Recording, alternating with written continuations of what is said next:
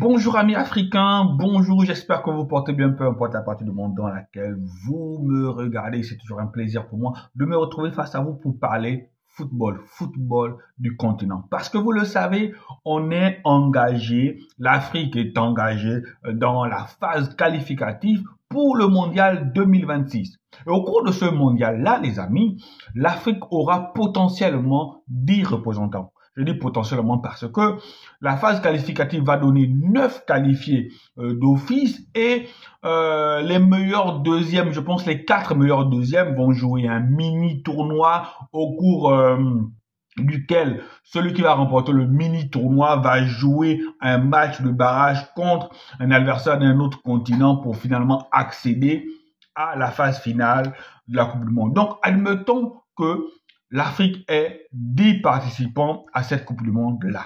10 participations. 10 participants, c'est bon.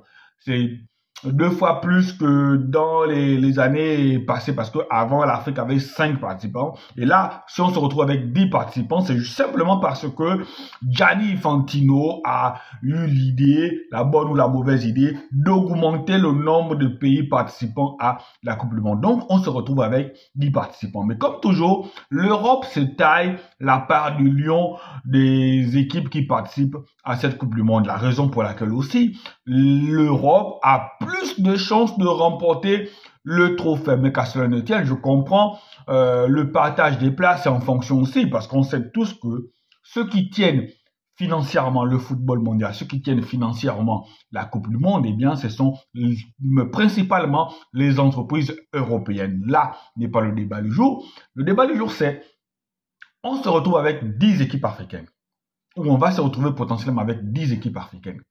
Mais est-ce que ça va être 10 équipes d'égale valeur? Est-ce que ça va être 10 équipes déjà avec la même envie? Parce qu'on sait que les équipes africaines qui ont déjà participé au mondial, il n'y en a pas beaucoup.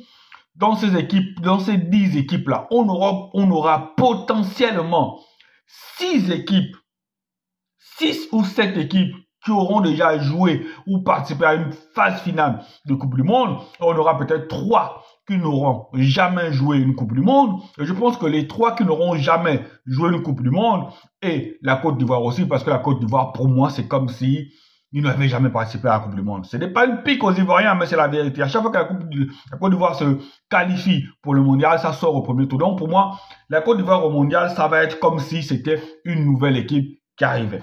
Donc la question que je me pose, c'est est-ce que ces équipes-là auront, comment dire ça, les mêmes qualités? Déjà, ça c'est non. Mais est-ce que nos représentants les plus valeureux sur ceux sur lesquels je compte, le Maroc, le Sénégal, le Maroc, le Sénégal, le Maroc, le Sénégal,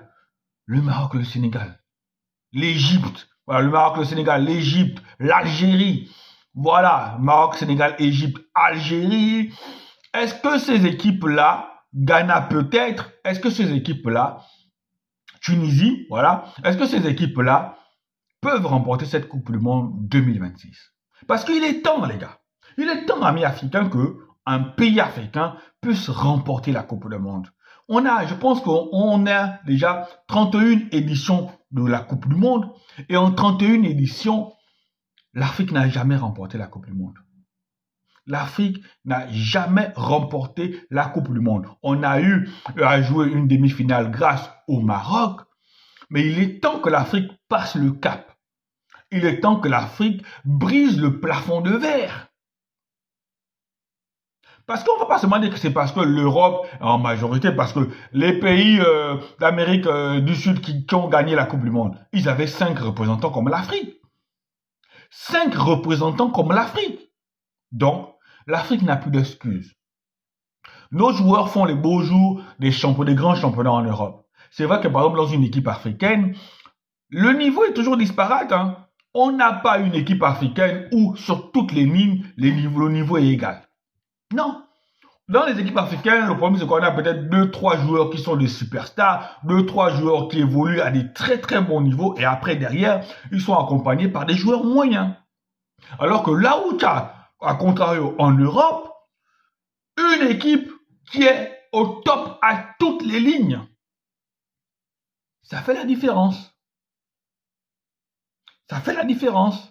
Donc, est-ce que l'Afrique, pour ce mondial 2026, est prête à remporter une Coupe du Monde? Est-ce que l'Afrique sera en capacité de remporter une Coupe du Monde dans les 5 prochaines éditions? Parce que si on ne fait pas attention, les gars, si on ne fait pas attention, l'Asie pourra remporter une Coupe du Monde avant l'Afrique. L'Asie pourra remporter une Coupe du Monde avant l'Afrique, les amis. C'est possible, hein? Donc, il va falloir que l'Afrique se mette au diapason. Il va falloir que l'Afrique se mette à bosser. Il va falloir que l'Afrique copie le modèle de ce qui marche ailleurs et l'adapte en fonction peut-être de nos réalités. Parce qu'on ne gagne pas une Coupe du Monde comme ça, de manière spontanée. Non, les amis. Il y a un travail qui doit être fait. Le Maroc peut gagner une Coupe du Monde. Le Sénégal aussi peut gagner une Coupe du Monde. Maroc, Sénégal peuvent gagner une Coupe du Monde. Même le Nigeria peut gagner une Coupe du Monde si on met le travail, si on met les structures, si on met tout ce que vous voulez. Donc la question est posée.